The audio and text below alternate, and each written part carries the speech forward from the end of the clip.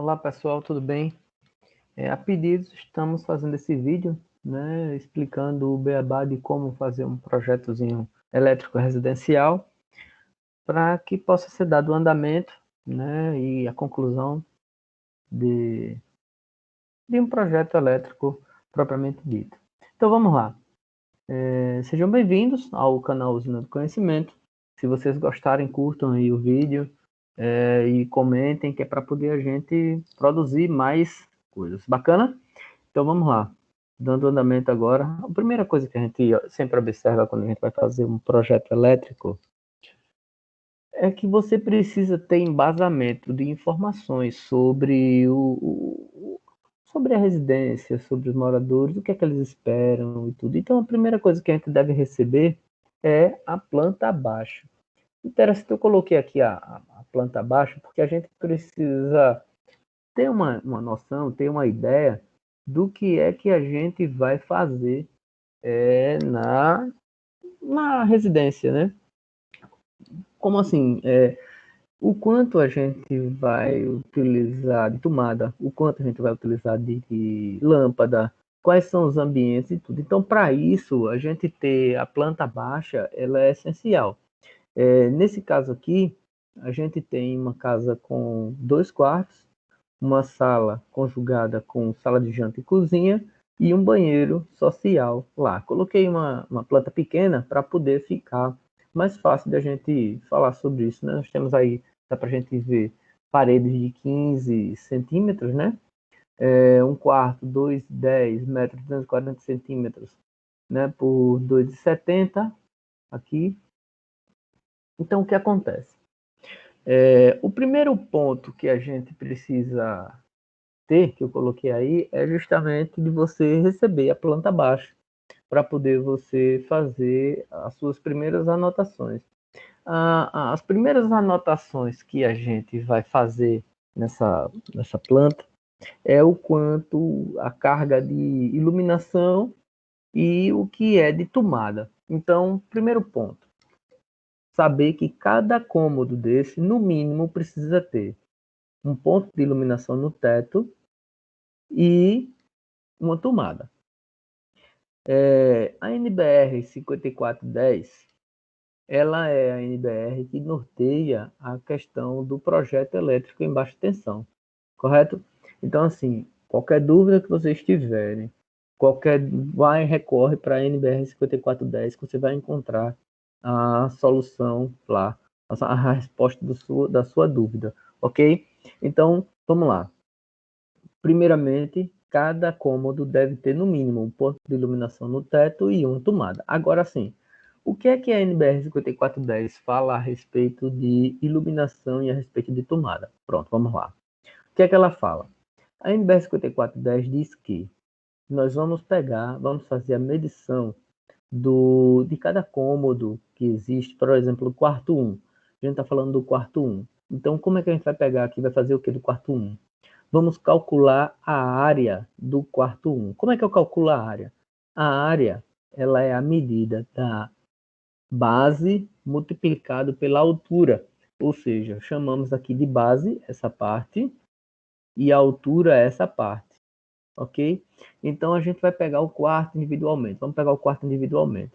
Aqui eu tenho 3,15 metros multiplicado por 2,70. 3,15 multiplicado por 2,70. Eu vou calcular a área em metros quadrados. Não é isso? Porque metros vezes metros vezes metro, dá metros quadrados. Então, o que é que a norma NBR 5410 fala a respeito disso? Diz que a área do cômodo, ele dá a direção em relação à iluminação. Diz que a área do cômodo, ela deve ser levada em consideração e que a cada 6 metros quadrados deve ter 100 VAs de iluminação. VA é volt e ampere, né? Potência, potência é igual a tensão vezes a corrente, é a fórmula de potência, então potência é igual a VA, que é volt, ampere. Então, para cada 6 metros quadrados, devemos ter 100 VA de iluminação. E para cada 4 metros quadrados de acréscimos inteiros, no caso, então, 6 metros quadrados mais 4 metros quadrados seria 10 metros quadrados, considera-se 60 VAs de iluminação. Lembrando que a gente tem que fazer sempre uma compensação, né, lembrando e levando em consideração o bom senso. Né? A gente não pode nem deixar escuro e nem deixar claro demais. Então, outro ponto, falamos a respeito de iluminação. Continuando ainda no quarto 1, a gente precisa calcular a quantidade de tomadas que existe no quarto 1, que deve existir no quarto 1, né? Então, nós vamos prever nesse quarto 1 a quantidade de tomadas nos baseando pelo perímetro do quarto. O que é o perímetro? Perímetro é a soma das dimensões de todos os lados. Vamos lá. Seria aqui 2,70 mais 3,15 mais 2,70 mais 3,15. Quando eu faço esse somatório, eu vou ter o seguinte: para quarto, para sala de estar, eu vou ter uma divisão de o perímetro dividido por 5, né? Aí eu vou encontrar a quantidade de tomadas que eu devo instalar no quarto.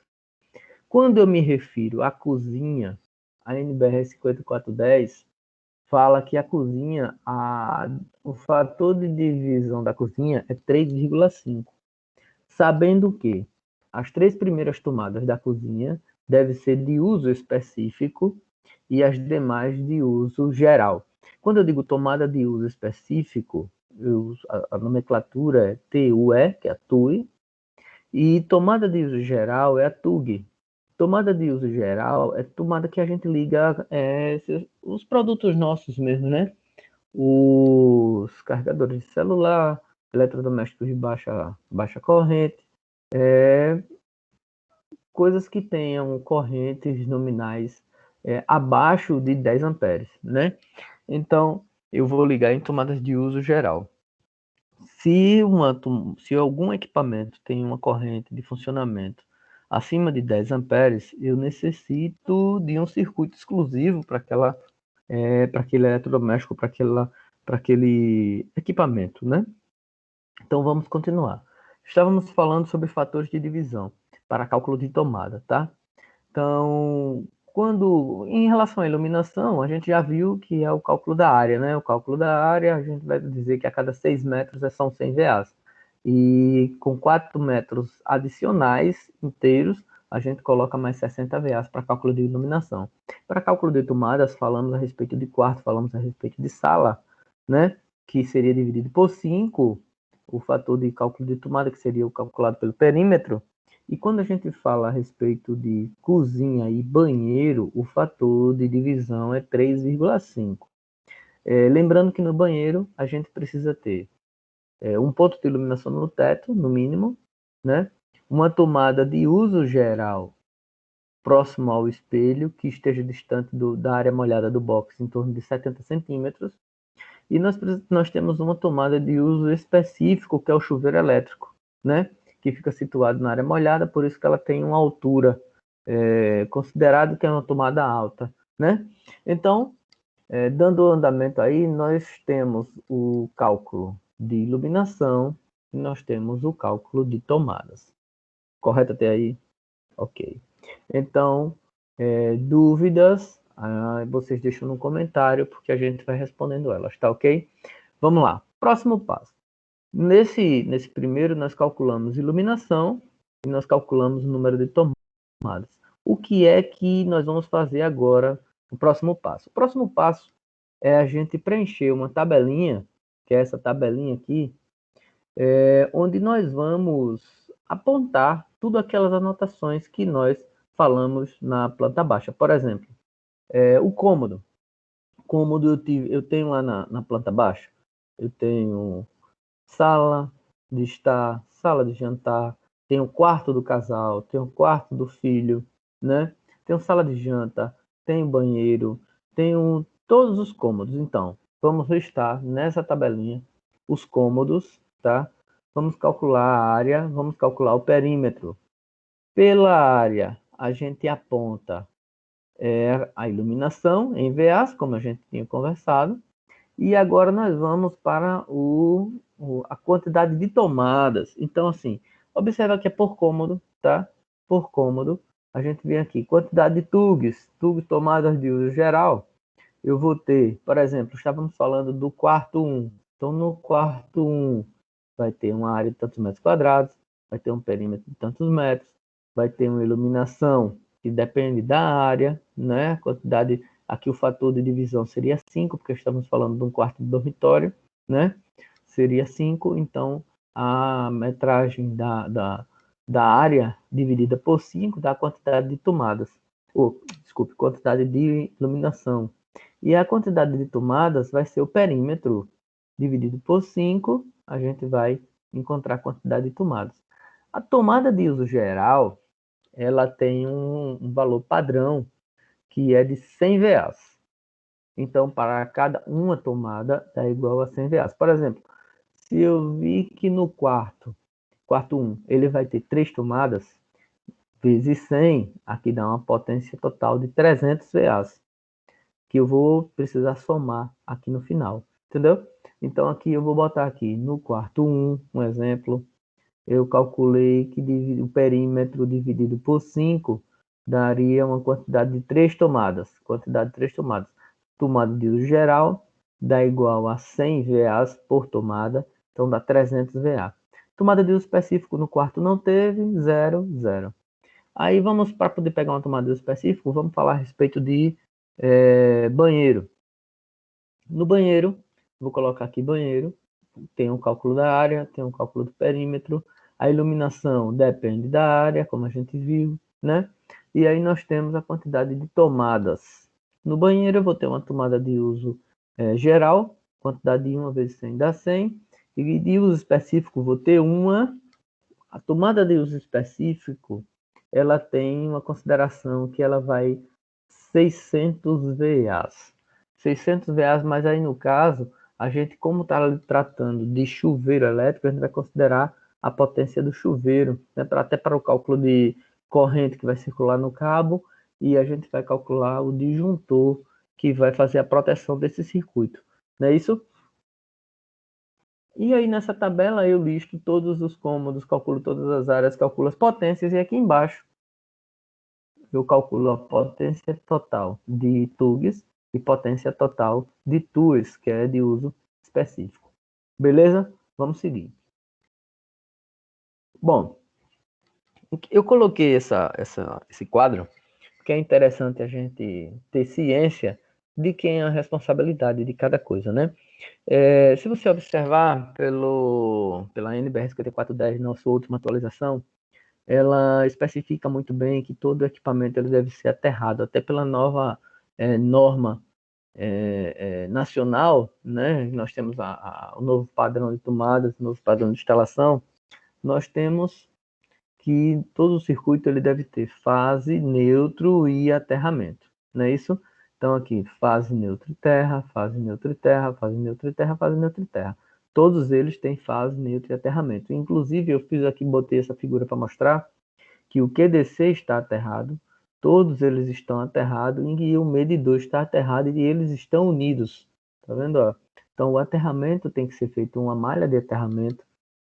Isso deve ser previsto em projeto também, tá? E o aterramento ele deve ser um único aterramento para todos os itens. Um aterramento para massas metálicas estruturais, até o mesmo aterramento para guarda-corpo, para escada, para tubulação de metal, tudo o que for metálico deve ser aterrado. E todo o aterramento deve ser o mesmo, ok? Isso chama-se equipotencialização. Isso está previsto na norma também, na NBR 5410. Ok? Tranquilo até aí? Vamos subir. Então, aqui é o seguinte, a responsabilidade da concessionária é a alimentação AC, que vem de fora, até o medidor. Do medidor até o quadro de distribuição central, distribuição de cargas, ele já é de responsabilidade do cliente, tá? E aí, do quadro de distribuição de carga, ele tem os disjuntores que vão alimentar os circuitos de iluminação, circuitos de tomada, circuito do chuveiro, circuito da máquina de lavar. Então, vai estar aqui os disjuntores que vão estar fazendo a seletividade desse circuito. E falando em seletividade, eu coloquei aí um slide, é o próximo slide, eu acredito, que fala um pouco sobre seletividade. Exatamente. A seletividade, eu coloquei aqui o seguinte: divisão de uma instalação em diversos circuitos diferentes. Para que existe a seletividade? Bom, ela veio para facilitar as verificações, os ensaios e as manutenções. A seletividade no circuito, ele serve para que eu possa desligar o circuito e permanecer outros circuitos funcionando. Isso ajuda a eu realizar as manutenções elétricas dentro dessa instalação de maneira geral. Então, eu tenho que fazer a minha seletividade, a minha divisão dos circuitos consciente, né?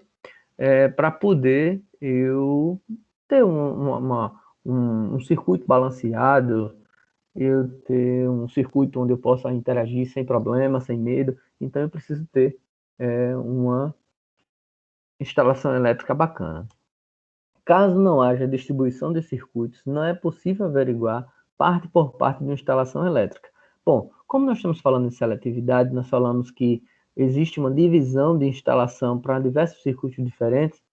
Eu vou poder desligar, vamos dizer, um disjuntor e eu poder tratar de uma falha em uma determinada área de uma residência e não precisar desligar a residência completa para poder fazer manutenção.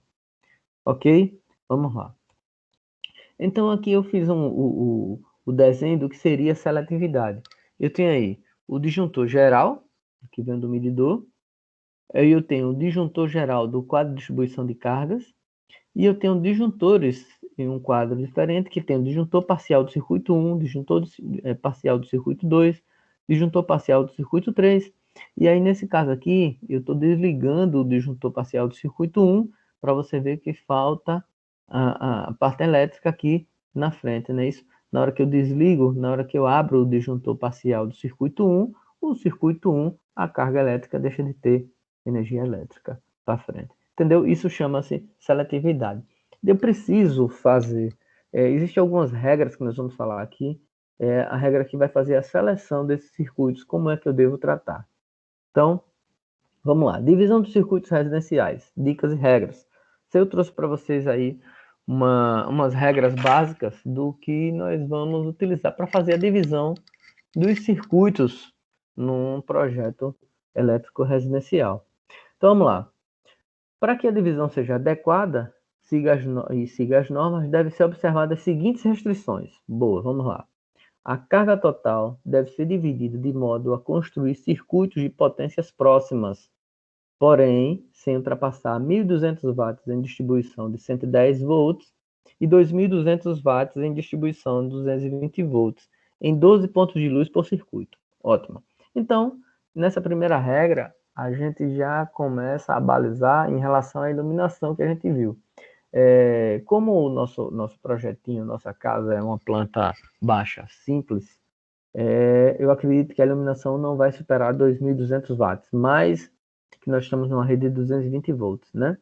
Mas assim, em uma residência onde a potência de iluminação for superior a 2.200 watts, obrigatoriamente você deve dividir o circuito em dois e balancear as cargas, né?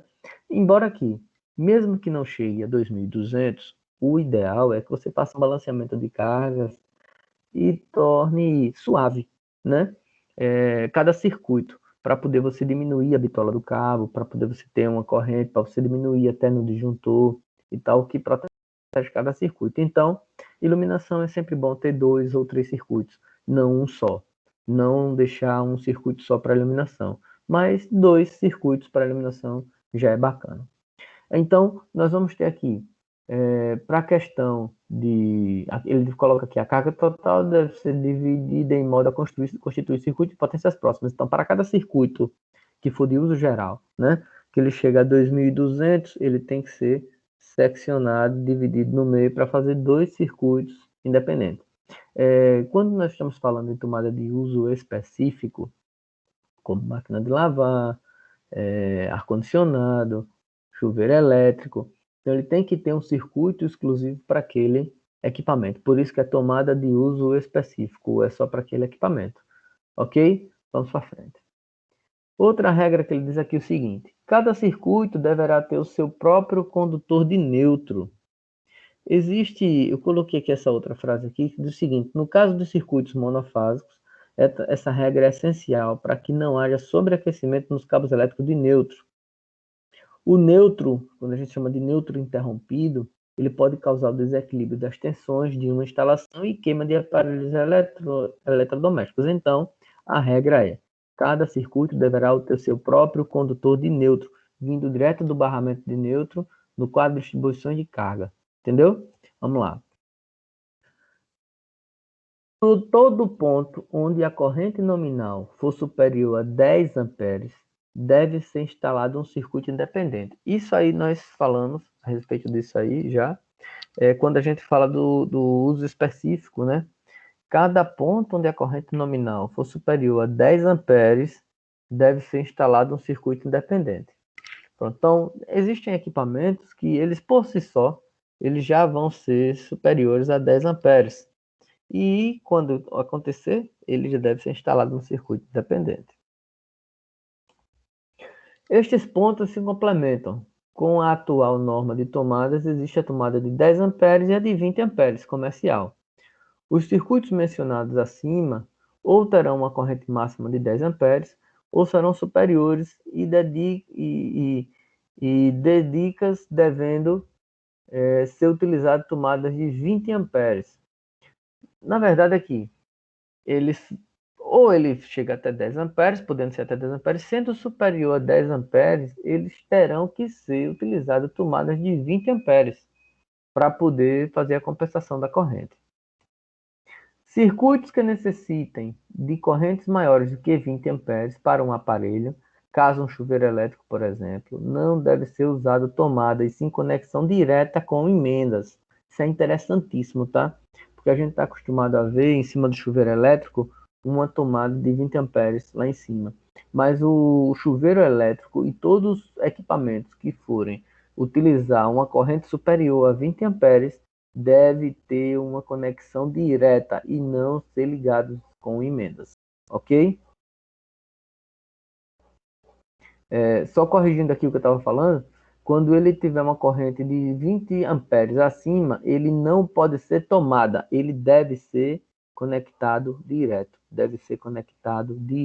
e não através de tomadas, ok? Corrigir aí esse trechozinho, foi uma interpretação, uma fala errada minha aqui, tá? Mas o que acontece?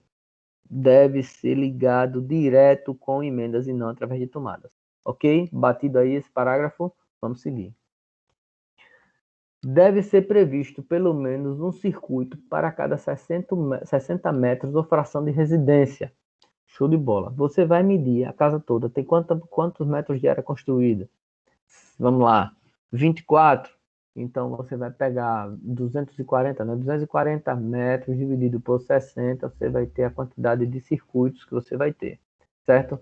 Por exemplo, 160 são 4 circuitos no mínimo. E aí você faz uma média, um balanceamento. Isso é o mínimo, tá?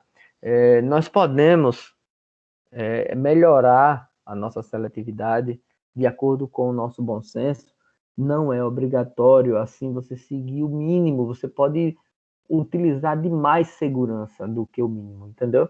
Quando nós falamos em norma, é o mínimo que nós temos para trabalhar com segurança. Mas se você pode trabalhar com mais segurança, é melhor ainda. Os pontos de cozinha, copa-cozinha, área de serviço, lavanderia e locais análogos devem ser atendidos por circuito exclusivamente destinados à alimentação de tomadas deste local. Ok. A cozinha, ela tem que ter um circuito próprio, independente da residência. Então, a gente tem que alimentar a cozinha. E quando a gente fala de alimentar a cozinha, a gente ainda tem a questão das tomadas de uso específica, né? porque cada equipamento de tomada específica tem uma tomada única sua, independente de onde ele esteja. Geralmente nesses cômodos estão os eletrodomésticos mais potentes de uma casa, por isso seus circuitos são mais carregados, devem ser distintos dos demais para evitar aquecimento indevido e sobrecarga. Quando a gente utiliza tomada ou várias tomadas vindo do mesmo circuito de alimentação, essa potência, quando ela se soma na entrada do disjuntor. Então, quando a gente tem o uso de um equipamento específico que ele tem uma corrente mais alta, ele deve ser atendido por uma tomada específica para evitar o sobreaquecimento. Em instalações habitacionais, pontos de tomadas e iluminação podem ser alimentados por circuitos comuns, iluminação e tomada. Vamos só ler aqui novamente, que é para poder a gente fixar. Em instalações habitacionais, pontos de tomada e iluminação podem ser alimentados por um circuito comum, desde que atenda o requisito de que o circuito ele deve ter 2.200. Quando a gente fala aqui, instalações habitacionais comuns, né? Mas o que acontece? Existem regras que vai começar. A corrente de projeto do circuito comum não seja superior a 16 amperes. Então, tanto a tomada quanto a iluminação pode estar junto, desde que a corrente do circuito não seja superior a 16 amperes. Como é que eu calculo a corrente? Eu vou ter as tomadas e a iluminação calculada em potência. A potência é VA. Então, se eu tenho a potência igual a tensão vezes a corrente, então eu tenho potência, se eu dividir a potência pela tensão, eu acho a corrente. Lei de Ohm. Então, vamos lá. Os pontos de iluminação não sejam alimentados por um só circuito comum em sua totalidade. Ok. Então, assim, a gente já tem essa regra já batida no slide que a gente viu anteriormente, quando ele diz que não se deve ter um circuito só para iluminação. Não é isso? Então, quando ele bota aqui, os pontos de iluminação não sejam alimentados por um só circuito comum em sua totalidade. E o outro é, os pontos de tomada não sejam alimentados por um único circuito comum em sua totalidade. Show de bola. Então, nós temos que ter 2 circuitos para tomada e 2 circuitos para iluminação, como nós já havíamos falado anteriormente. Fator de demanda. Esse fator de demanda, ele é eu coloco assim, os circuitos são separados em circuitos de iluminação, tomada de uso geral, e circuitos especiais que são tomadas de uso específico. Os circuitos são separados para que seja possível aplicar o fator de demanda. O fator de demanda, ele é um fator que vai ser multiplicado a cada circuito, né, para poder fazer a segurança de captação da corrente desse circuito. Então, é importante entender que os fatores de demanda são aplicados sobre o valor de potência. Sendo assim, devemos aplicar o fator de potência, para circuitos de iluminação e circuitos TUGs de uso geral. Após obtermos o valor total da potência, podemos calcular a tabela de fator de demanda ao lado. É usada para iluminação em tomada TUGs, ela define o fator de demanda de acordo com a faixa de potência utilizada. Então, o que acontece? Eu vou somar o ponto de tomada e ponto de iluminação, TUGs, quando eu quero fazer, né? Então, eu vou ter um valor. Vai ser de 1.000 a 2.000, de 2001 a 3.000, de 3.001 a 4.000.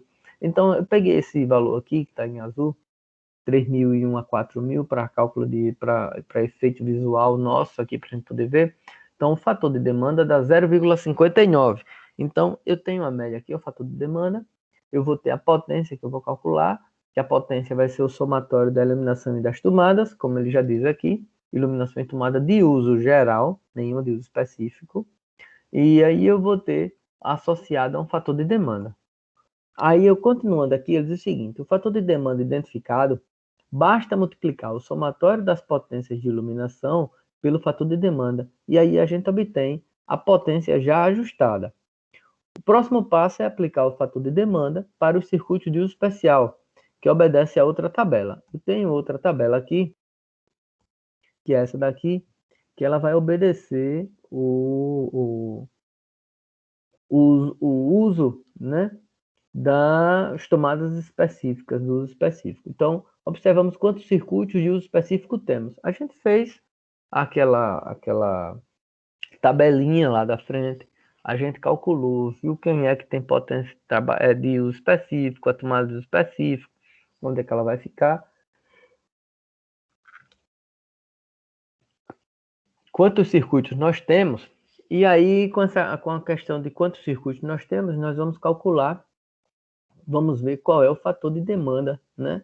Que nós vamos ter circuitos de uso específico. Então, o fator de demanda seria 0,84, considerando que eu tenho 3 circuitos de uso específico.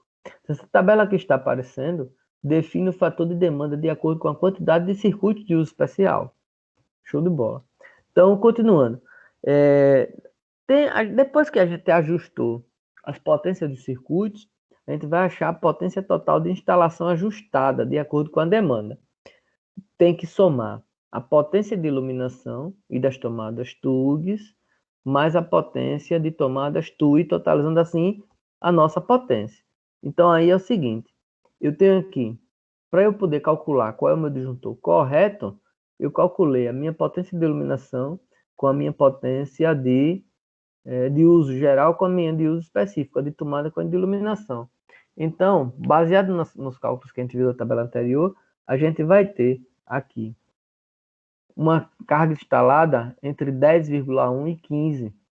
Então, a norma, se eu estou considerando uma tabela da CEMIG, que ela é variável até 127 volts a 220 volts, então como a gente trabalha aqui com 220 volts, então eu posso utilizar essa tabela. O que é que ela diz?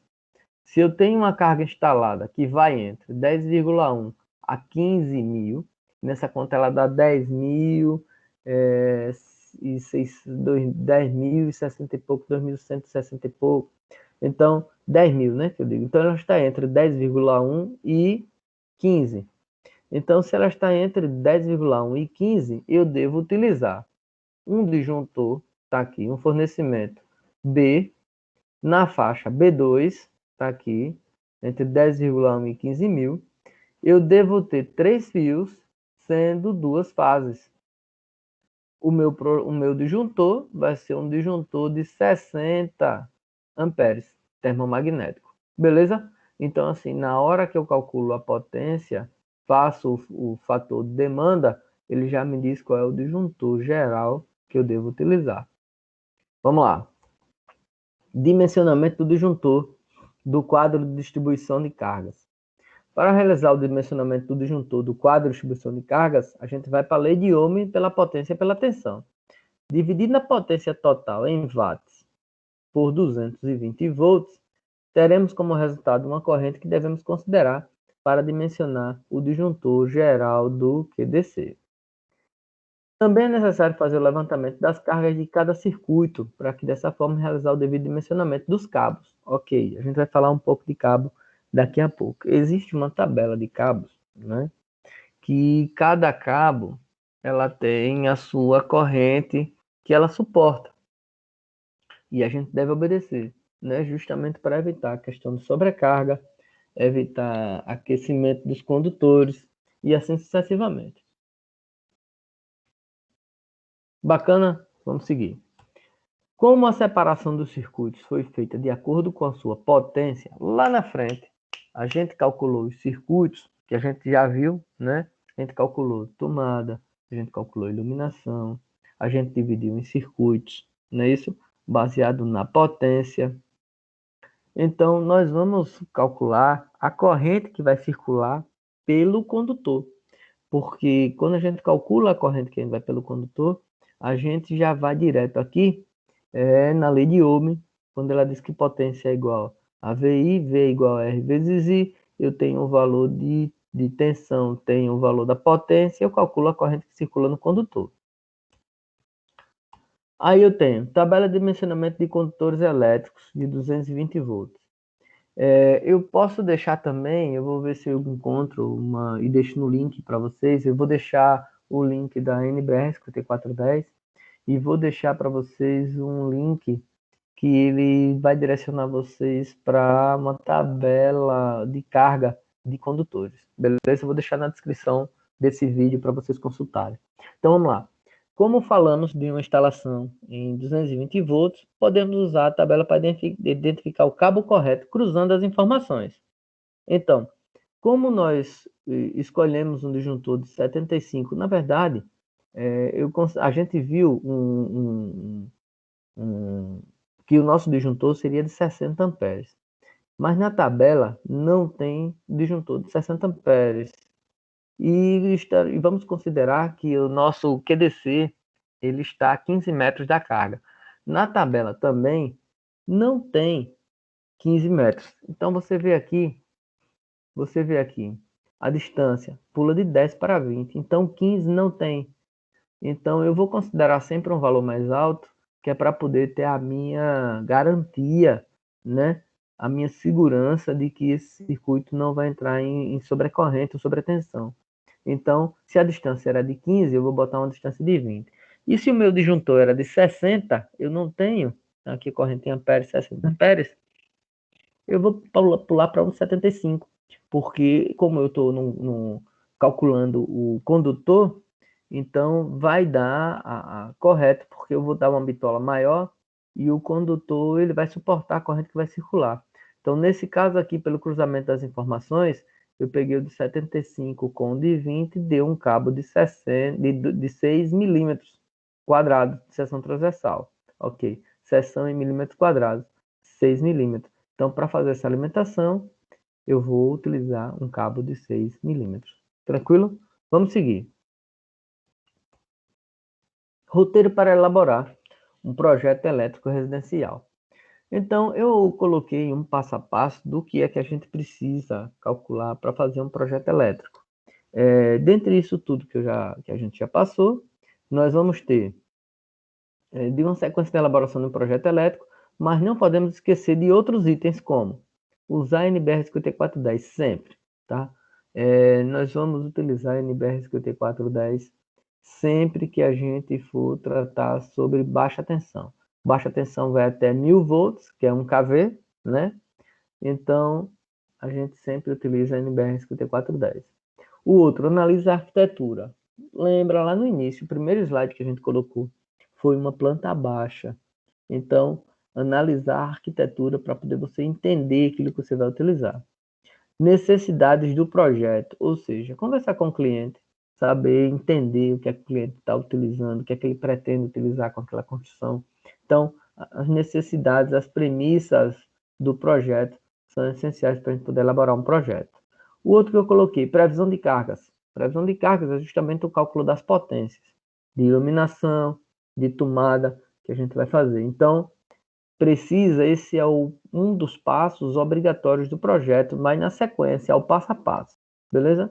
Depois, separar os circuitos elétricos. Depois que eu vi quais eram as potências que eram em relação às tomadas por cômodo e tal, eu vou separar os meus circuitos elétricos, até para poder eu pensar em proteção depois. Distribuir tomadas e luminárias no ambiente. Ok. Eu vou desenhar no ambiente as luminárias e vou desenhar os pontos de tomada. Localização do quadro de distribuição. A localização do quadro de distribuição, pense na casa, naquela primeira planta baixa que a gente viu lá em cima, dividido em 4 quadrantes. Primeiro, segundo, terceiro e quarto quadrante. O quadro de distribuição, ele vai ficar localizado no quadrante que tiver a maior carga ou próximo a ele, até porque vai diminuir os condutores, né? Vai diminuir a bitola do condutor, vai diminuir a distância do condutor, porque na hora que vai passar a maior quantidade de carga, se ele estiver distante do quadro de distribuição de cargas, ele vai precisar de uma bitola maior. Lembra que a gente calculou, tem a ver com distância, né? E tem a ver com a potência que está envolvida, que é a corrente que está circulando pelo condutor. Então, quanto mais distante, maior a bitola do cabo que eu vou precisar. Então, se eu pegar o meu quadro de distribuição e colocar próximo ao local que tem a maior quantidade de cargas elétricas, a maior quantidade de corrente, então eu vou diminuir a bitola do cabo, né? Deixando a minha instalação mais barata. Traçar eletrodutos e fiação. Depois que eu botei no local as tomadas e botei no local as luminárias, eu preciso interligar, né? Então eu vou traçar os eletrodutos e as fiações. dizer quem é fase, quem é neutro, quantos vão passar por cada eletroduto, né? A gente precisa descrever isso aí. Localizar o medidor de energia padrão, ou seja, desenhar no projeto para onde ficou o padrão de energia, qual é a entrada da casa, né? Quadro de cargas e dimensionamentos. Ok, esse quadro de cargas e dimensionamentos é justamente a tabelinha que a gente viu lá na frente, que tem que fazer o segundo slide. Você tem que fazer o quadro de cargas e dimensionamento do projeto. Diagrama unifilar. O diagrama unifilar, ele é um diagrama que a gente utiliza de forma que você vai descrever toda a parte elétrica, ou seja, disjuntor geral, disjuntores do QDC, e assim você vai explicar como é que está a seletividade da sua construção através do diagrama unifilar. Dimensionar o eletroduto. O eletroduto ele vai ser dimensionado de acordo com a quantidade de cabos que vai passar por dentro dele. Na hora que eu tenho o quadro de medição e eu tenho o QDC, que eu já localizei, é próximo ao local que tem a maior quantidade de carga, eu vou apontar para cada cômodo e vou dizer a quantidade de cabos que vão passar pelo eletroduto que vão atender cada cômodo da casa. Então, eu vou dimensionar os eletrodutos. Depois, eu vou fazer uma legenda com os símbolos que eu estou utilizando no projeto, né? E uma lista de materiais elétricos. A lista de materiais elétricos, eu preciso descrever, inclusive, quantas peças de condutor de fio eu vou utilizar, né? O morador, o cliente nosso, ele é leigo, né? A gente tem que considerar que ele é leigo. Então, ele contratou a gente como solução do problema. Então, eu vou entregar a ele um custo da obra, que é para poder ele saber se ele dá andamento ou se ele não dá andamento. Então, a lista de material elétrico é essencial para compor o projeto elétrico. Material de apoio para elaborar o projeto. Bom, eu coloquei alguns tópicos que a gente vai utilizar para poder elaborar um projeto elétrico. Aponto a vocês que esse trabalho ele é um norteador, tá? Ele norteia você a um passo a passo de como fazer um projeto elétrico. O que nós devemos seguir é sempre NBR 5410, tá? Que eu vou deixar disponibilizado para vocês na descrição aí, aonde vocês encontrarem NBR 5410. Outra coisa, a tabela que nós vamos utilizar para uma capacidade dos cabos elétricos, beleza? Eu vou deixar para vocês aí também. E a dúvida que vocês tiverem, comenta aí embaixo que a gente vai conversando e vai tratando isso aí. Beleza? Eu deixei aqui uma mensagem para vocês, tem aí os meus contatos, o meu Instagram, o canal da gente que é a Usina do Conhecimento, e aí eu tenho a seguinte mensagem: o profissional correto garante uma boa obra. Contrate os engenheiros. Bacana, pessoal.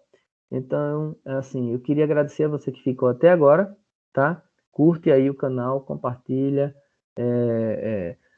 comenta, que a gente vai discutindo aqui. Esse é o primeiro vídeo que a gente está fazendo já com o emblema do nosso canal, e outros conteúdos vão vir aí.